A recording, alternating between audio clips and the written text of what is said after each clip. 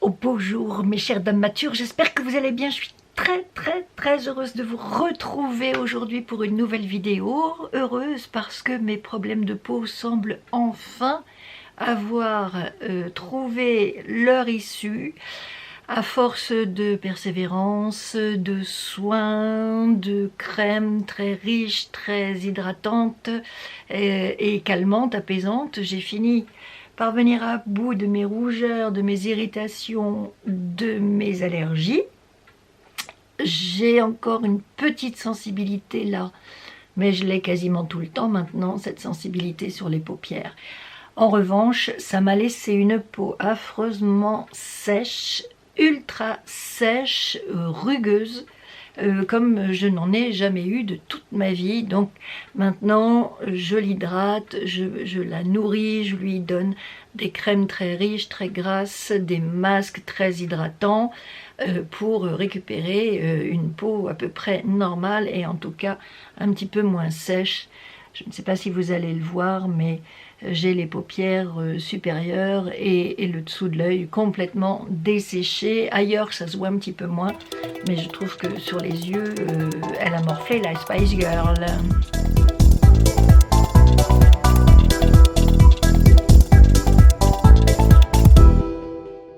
Et pour autant, ça ne va pas m'empêcher de vous faire une petite vidéo, parce que ça fait quand même un petit moment que je vous en ai pas faite. J'ai eu envie aujourd'hui de vous faire un petit make-up quasi exclusivement avec des produits Chanel. Chanel est une marque que j'adore.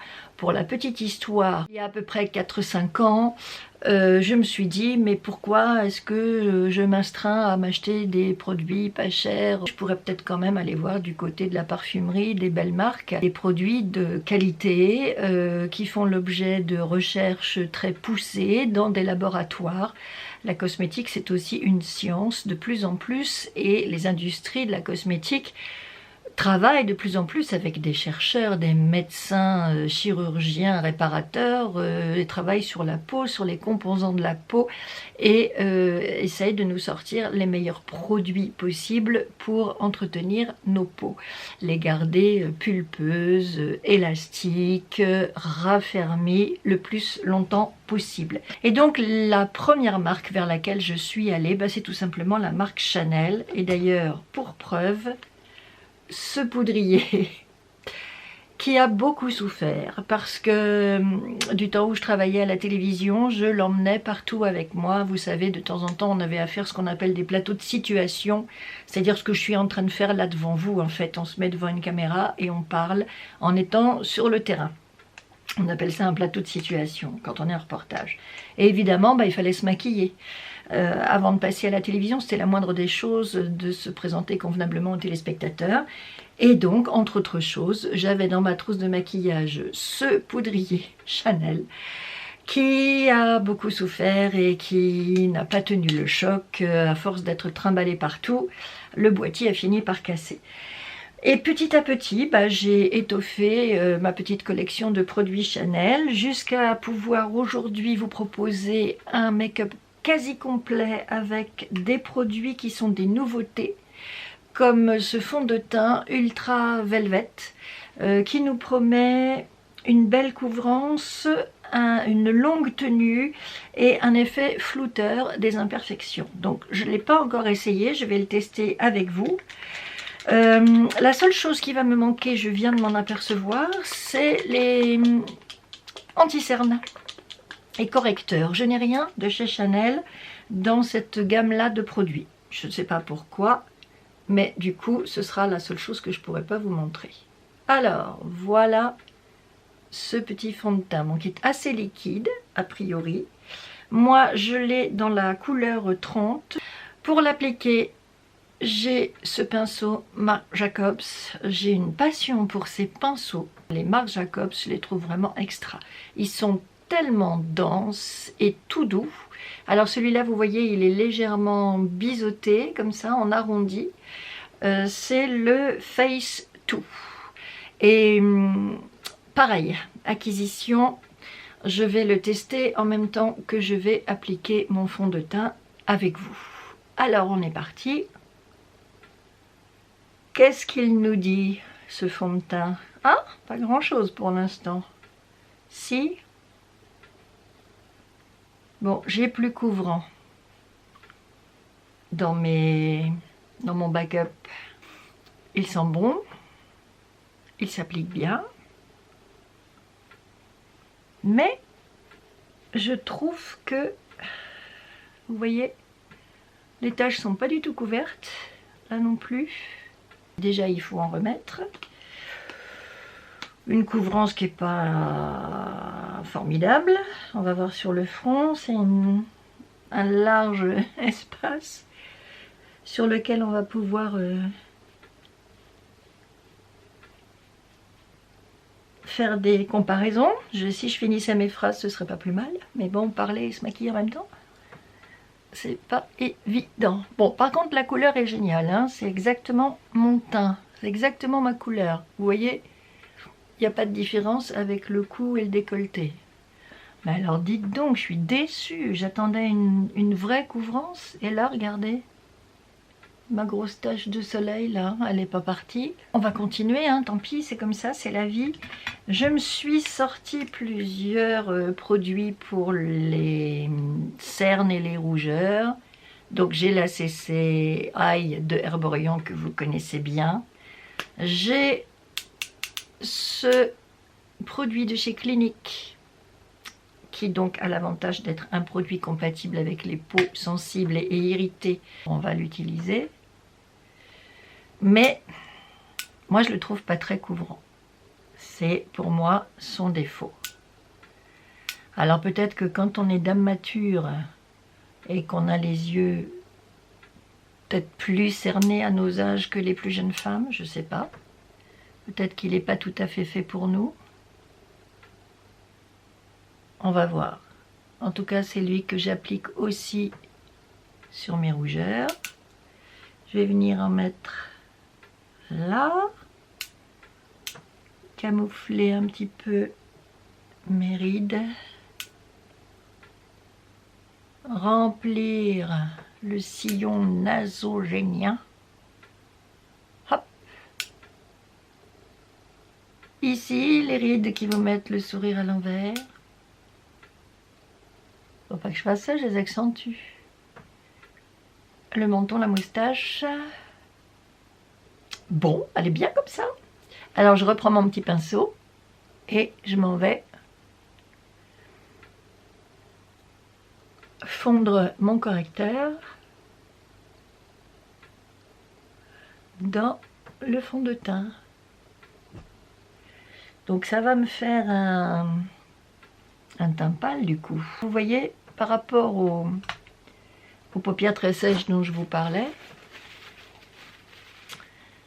le Clinique, il marque pas trop, je trouve. Hein. Ce produit-là, il marque pas trop, il rentre pas trop dans les plis, là où la peau est très sèche, pour l'instant.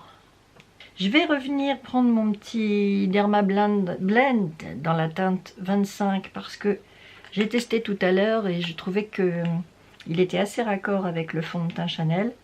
Donc du coup, je vais venir en remettre un petit peu là où je trouve que j'ai besoin de couvrance. Enfin, c'est quand même un comble. Vous achetez un fond de teint luxe, la peau du dos, il vous couvre pas, il fait pas le job, et vous êtes obligé de venir prendre un fond de teint qu'on trouve en parapharmacie pour la modique somme d'une quinzaine d'euros et qui lui fait bien le travail. Bon, des fois vous vous dites, les gens qui crient à l'arnaque par rapport aux entreprises de cosmétiques, ils ont peut-être pas toujours tort non plus. Là, clairement, Ultra Teint Velvet, pas bien. Dommage. Dommage. Bon. Alors vous savez, je passe toujours beaucoup de temps sur mon teint. Parce que c'est là que j'ai le plus de boulot, je dirais. Voilà. Du coup, j'ai ressorti cette poudre compacte. Alors elle est dans la teinte 40 beige. Et c'est une poudre qui a un indice solaire de 10. Autour de mes yeux, sur mes rides et mes taches. Je redessine mon sourcil avec un crayon. C'est Sculpting Eyebrow Pencil et c'est dans la teinte brun cendré, un numéro 40. Il y a un truc que je ne comprends pas. Ça, c'est un message que je lance à l'entreprise, au groupe. Chanel propose un bronzer dans un grand pot. Ça ressemble un peu à un beurre. Ça a l'air d'être une texture moitié crémeuse, moitié poudreuse. Ils appellent ça Soleil Tan. Et on ne le trouve pas chez Sephora en France, ni ailleurs. Pourquoi cette entreprise, qui si je ne m'abuse est française, produit-elle des choses qu'on ne peut pas acheter chez nous? Alors là, je comprends pas. Va falloir qu'ils m'expliquent. Parce que ça a l'air d'être un super produit. Eh ben, pas moyen de l'avoir en France. Je l'ai trouvé sur Look Fantastic, je crois, ou Feel Unique, un des deux, qui sont des sites anglais. Donc je me suis dit, chouette, il est là, je l'achète. Et à ce moment-là, j'ai un message pour me dire, nous sommes désolés, mais nous ne pouvons pas vendre ce produit en France. Donc il y a bien une volonté de Chanel de ne pas distribuer ce produit-là dans les parfumeries, dans le réseau classique. Le seul moyen de l'avoir, c'est d'aller sur leur site. Alors je trouve que c'est quand même abusé. Je dis ça, puis je suis en train de leur faire une pub de dingue, parce que j'ai tout acheté.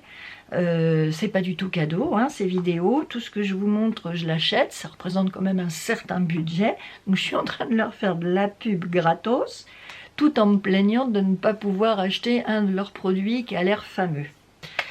Donc voilà, message lancé à Chanel, le Soleil Tan vendu en France, s'il vous plaît, merci. J'ai aussi acheté ce petit crayon. Haha, vous voyez quand je vous disais, il faut bien aller dans les creux des paupières. J'ai un pli là. Je l'applique sans faire de chichi et je l'étale avec le doigt. C'est pareil, hein, c'est très neutre. Dans la collection Les Beiges, je vous montre le capot. Donc ça, c'est une poudre Belle Mine ensoleillée en teinte médium.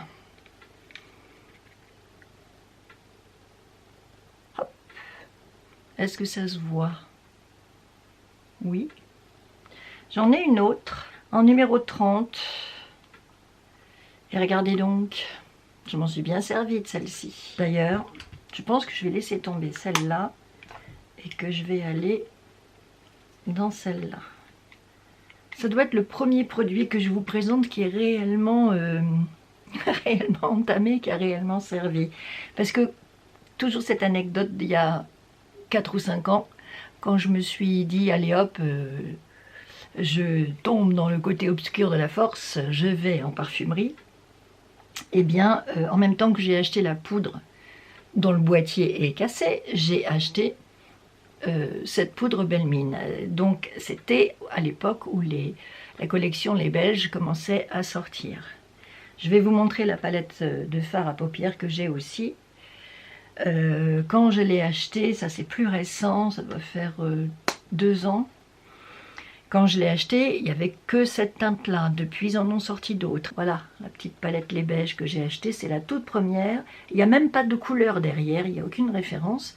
Parce qu'à ce moment-là, c'était la seule et l'unique et la première qu'il sortait dans la collection Les Beiges, avec toujours le capot beige et le double C. En fard à joues, voici ce blush Joue Contraste fard à joues poudre, et c'est le 72 rose initial. Hop, oh, puis en plus il sent bon. Ah, il a une petite odeur de rose. Il sent vachement bon ce blush. J'aime beaucoup. On va pouvoir faire les yeux. J'ai fait ma corvée de pinceaux aujourd'hui, je les ai nettoyés. Alors, J'en ai encore quelques-uns, hein, je suis pas en manque, mais ceux que je préfère sont en train de sécher.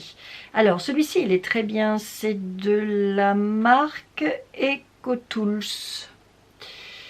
C'est un pinceau plat, je trouve que pour appliquer les fards à paupières sur la paupière mobile, il est parfait. J'ai envie de reprendre ce petit beige un peu foncé.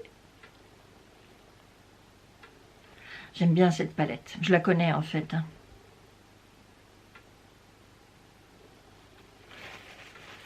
Joli, joli.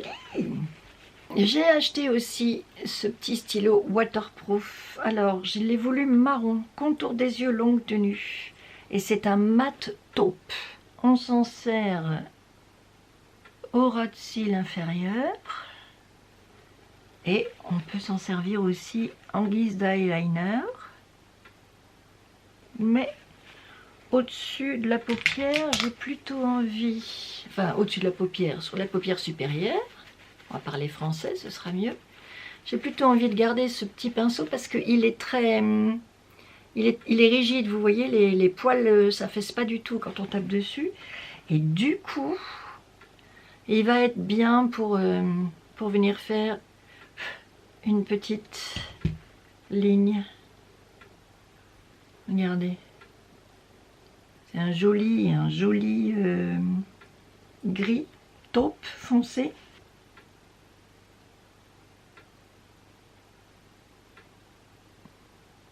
C'est bien d'avoir mes pinceaux à laver parce que du coup j'en redécouvre d'autres. Là j'ai un Small Tapered Blending E45 de Sigma.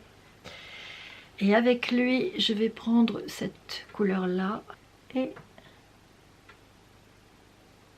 je vais venir ombrer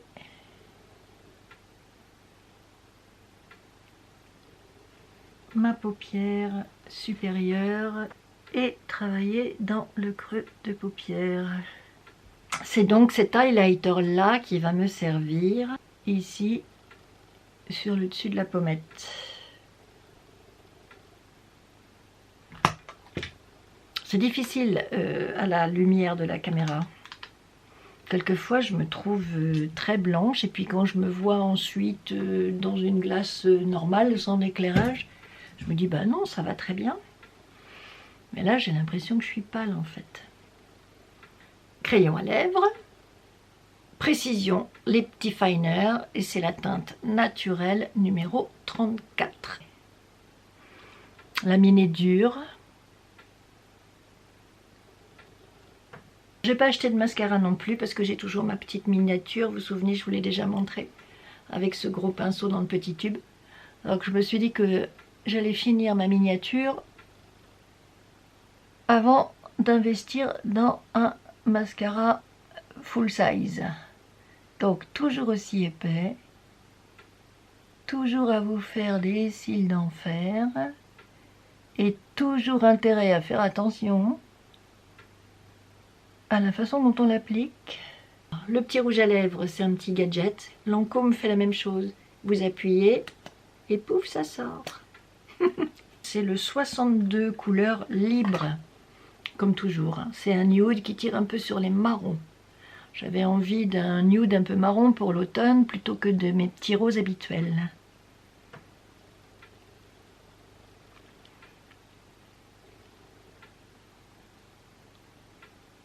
C'est un mat, hein. Velvet, rouge allure velvet, le rouge velours lumineux. Et j'ai pris mat exprès. Hein. Donc... il est mat. Et pour refermer, donc ça fait ça. Et vous appuyez. Et voilà. Honnêtement, j'ai pas fait non plus un maquillage extraordinaire. Hein. C'est vraiment le maquillage comme je fais tous les jours. Rien de spécial. Si je devais donner une note globale pour tout ça, bah, ce serait un petit 5, un petit 6 sur 10. Vous voyez, pas beaucoup plus. Bon, et ben voilà. L'expérience est faite. Eh bien, j'espère que cette vidéo vous aura plu, j'espère qu'elle vous aura éclairé. Si jamais vous aviez envie, vous aussi, d'investir dans des produits Chanel, eh bien maintenant, vous pouvez vous faire une opinion. à partir de ce tuto-là. J'espère que ça vous aidera. Je vous souhaite une très très bonne journée. Je vous remercie d'avoir regardé cette vidéo, d'avoir partagé ce moment avec moi. J'accélère parce que ma batterie est en train de me lâcher. Alors je vous embrasse très très fort. Les petits pouces en l'air, l'abonnement, les commentaires, tout. Vous avez l'habitude. Je vous embrasse.